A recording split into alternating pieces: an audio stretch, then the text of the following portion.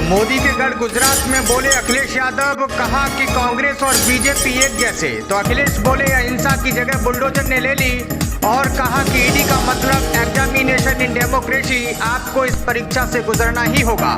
तो समाजवादी पार्टी के राष्ट्रीय अध्यक्ष अखिलेश यादव अहमदाबाद पहुंचे। एयरपोर्ट पर मीडिया से बातचीत करते हुए उन्होंने सरकार पर निशाना साधा।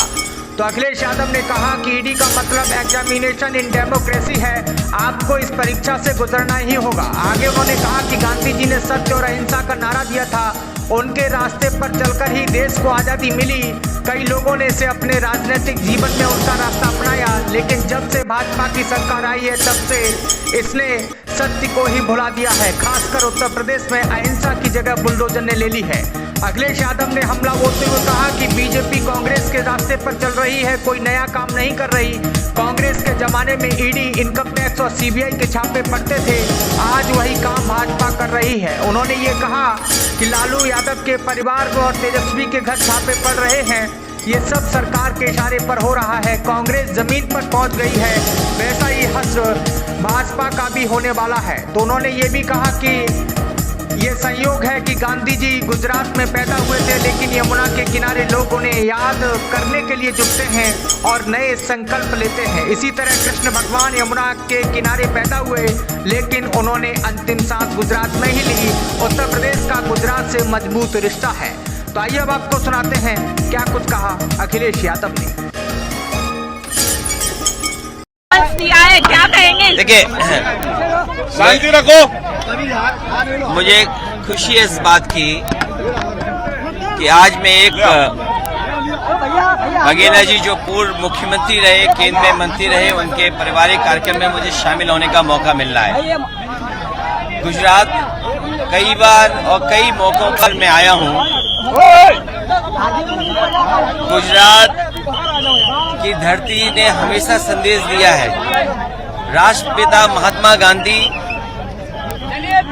जिन्होंने जन्म लिया था यहाँ पर, और आज भी यमुना के किनारे लोग जाकर के सत्य अहिंसा के लिए संकल्प लेते हैं। और वहीं कृष्ण भगवान ने जहाँ जन्म लिया था यमुना के किनारे, और आखिरी सांस यहीं गुजरात में ली।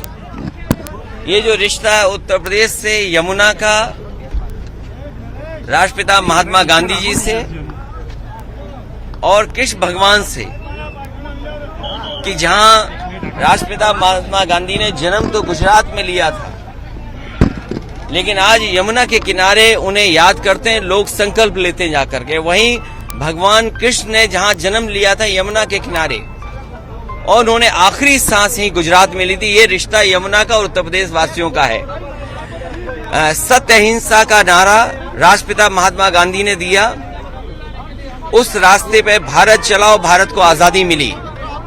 आजादी के साथ साथ राजनीतिक लोगों ने अपने जीवन में उतारा सत्य अहिंसा और सत्याग्रह का रास्ता अपनाया। लेकिन जब से भारतीय जनता पार्टी की सरकार देश में आई और खासकर उत्तर प्रदेश में, भारतीय जनता पार्टी सत्य भूल चुकी है, वो सत्य के रास्ते पर नहीं है और अहिंसा का रास्ता बुलडोजर ने ले लिया। गांधी के देश में अहिंसा का रास्ता ही जिसका बुलडोजर ने ले लिया, और फिर ईडी, सीबीआई, इनकम टैक्स। और गुजरात में अगर ये बात हम पूछें, गुजरात के लोग तो मैं जानता हूं, और खासकर उद्योगपति यहाँ के कई बार मुझे मिले हैं, वो कहते हैं कि अगर इनकम टैक्स का छापा उन पे ना पड़े तो उन्हें बड़ा बुरा लगता है। तो गुजरात के लोग तो इस बात को जानते हैं। वो इनकम टैक्स, ईडी, सीबीआई, मैंने एक बार कहा कि ईडी है एग्जामिनेशन डेमोक्रेसी, आपको इस परीक्षा से गुजरना ही होगा। कम से कम बीजेपी कांग्रेस के रास्ते चल रही है। इस देश में जो परंपरा कांग्रेस ने डाली थी, उसी रास्ते पे भारतीय जनता पार्टी चल रही है। भारतीय जनता पार्टी कोई नया काम नहीं कर रही, ईडी, सीबीआई, इनकम टैक्स से छापे मारना। और जो लोग छापा मारते हैं वही हश्र होगा जो कांग्रेस का हुआ है। अगर आज ये छापा मार रहे हैं तो कल बीजेपी के भी नाम लेने वाले लोग नहीं बचेंगे। लेकिन तेजस्वी यादव को जिस तरीके से आज सीबीआई ने समन्स दिया है, उसको लेकर क्या कहेंगे? देखिए, सीबीआई, ईडी, इनकम टैक्स, ये सब सरकार के इशारे पे काम करते हैं। इसीलिए मैंने कहा, आप तो सीनियर जर्नलिस्ट हैं, पत्रकार हैं, ये बीजेपी कांग्रेस के रास्ते है। कांग्रेस ने भी देश के बहुत सारे नेताओं पे ईडी, सीबीआई, इनकम टैक्स समय समय पे मारे हैं। उसी रास्ते पर बीजेपी है, तो बीजेपी कौन सा नया काम कर रही है? अगर कांग्रेस आज जमीन पर पहुंच गई तो कल बीजेपी जमीन पर पहुंचेगी। आतिक अहमद की अहमदाबाद की